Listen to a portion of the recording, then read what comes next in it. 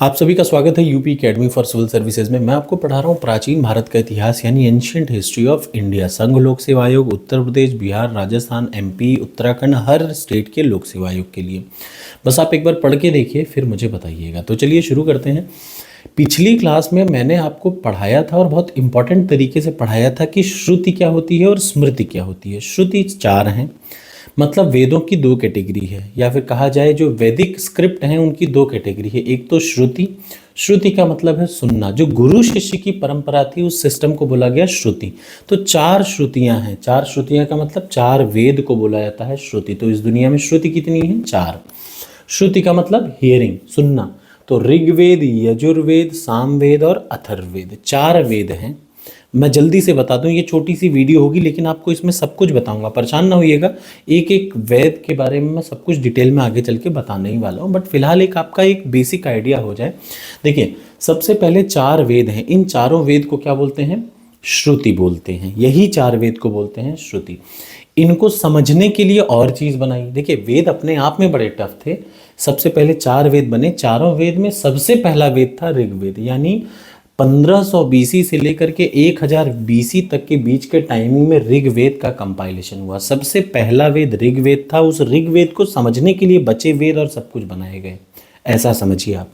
ठीक, तो ऋग्वेद है क्या, ऐसा समझिए। ऋग्वेद में 33 अलग अलग नेचुरल एक्टिविटीज की पूजा की हुई है। मेरी बात समझ रही है? अगर आपको समझ में आ रहा है तो समझिए। ऋग्वेद में कोई ऐसा नहीं कि कोई अलग से नई चीज़, अलग चीज़ नहीं। ऋग्वेद में बोला कि हमारा जीवन हवा से चलता है, हम हवा से जिंदा रहते हैं, तो हवा का देवता। ऋग्वेद ने कहा पानी के बिना हम जिंदा नहीं रह सकते हैं, तो पानी का देवता। ऋग्वेद में हर उस नेचुरल चीज़ की पूजा की गई है जो डायरेक्टली या इनडायरेक्टली ह्यूमन को इफेक्ट करती है, और उनकी पूजा की गई है जिससे इंसान जिंदा रहता है। हवा की पूजा, पानी की पूजा, आकाश की पूजा, सूर्य की पूजा, धरती की पूजा, ये सारे नेचुरल फिनोमिना है, नेचुरल एक्टिविटी है, बस इन्हीं की पूजा करी गई है। तो ऋग्वेद में बेसिकली क्या है? ऋग्वेद में अलग अलग नेचुरल एक्टिविटीज़ की पूजा की गई है। ठीक, ये पहला वीडियो, ये पहला टॉपिक। ठीक, आगे मैं डिटेल में बताऊंगा। दूसरा है सामवेद। साम का मतलब होता है स्वीट सॉन्ग या मेलोडी। जितने भी गाने हैं, गाने का जो जिक्र हुआ पहली बार वो सामवेद में हुआ। ठीक, गाने का जो वेद हुआ वो क्या हुआ? सामवेद में हुआ पूरा का पूरा। तो सामवेद बेसिकली किससे रिलेटेड है? संगीत से रिलेटेड है। फिर आ जाइए यजुर्वेद। यजुर्वेद यज्ञ के समय जो होने वाले रिचुअल्स हैं, जो धर्म है, जो कर्मकांड है, उससे रिलेटेड है। कौन? यजुर्वेद। इतना ही, आपको बहुत डिटेल नहीं अभी समझना, आगे चल के समझाऊंगा ही मैं।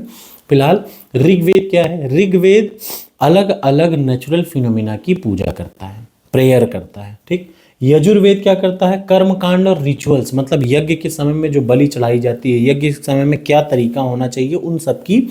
बलि का मतलब कतई नहीं कि किसी जानवर को मार दिया जाए, let me very clear you, यहाँ कहीं भी नहीं लिखा था। उसके बाद है सामवेद का मतलब गाना या संगीत से जुड़ा हुआ। और लास्ट में आता है अथर्ववेद, तंत्र मंत्र जादू टोना। ये सब किसमें है? अथर्ववेद में है। जितने भी तंत्र हैं, जितने भी मंत्र हैं, जितने भी जादू टोना, काला जादू, नीला जादू, पीला जादू, सारे जादू किस में आते हैं?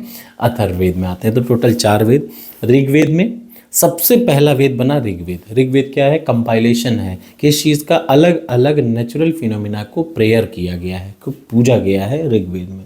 फिर है यजुर्वेद, कर्मकांड और जितने रिचुअल्स हैं यज्ञ के समय के, उनसे रिलेटेड। फिर सामवेद संगीत से रिलेटेड, और अथर्ववेद किससे? मैजिक, तंत्र मंत्र, जादू टोना से रिलेटेड है। अब अगला आ जाइए।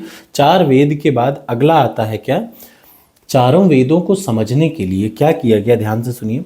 चारों वेदों को समझने के लिए चारों वेदों के जितने हाइम्स हैं, हाइम का मतलब मंत्रास, जितने सेट हैं, हाइम का मतलब जितने भी मंत्र हैं, जितने भी पद्य हैं, पद्य मतलब समझते हैं, कविताएं हैं, या फिर जितने मंत्र हैं, उनको उठा के संहिता रख दिया गया। तो ऋग्वेद की संहिता, यजुर्वेद की संहिता, अथर्ववेद की संहिता और सामवेद की संहिता। हर वेद की अपनी खुद की संहिता है। क्लियर हो गया? संहिता मतलब किसका कंपाइलेशन?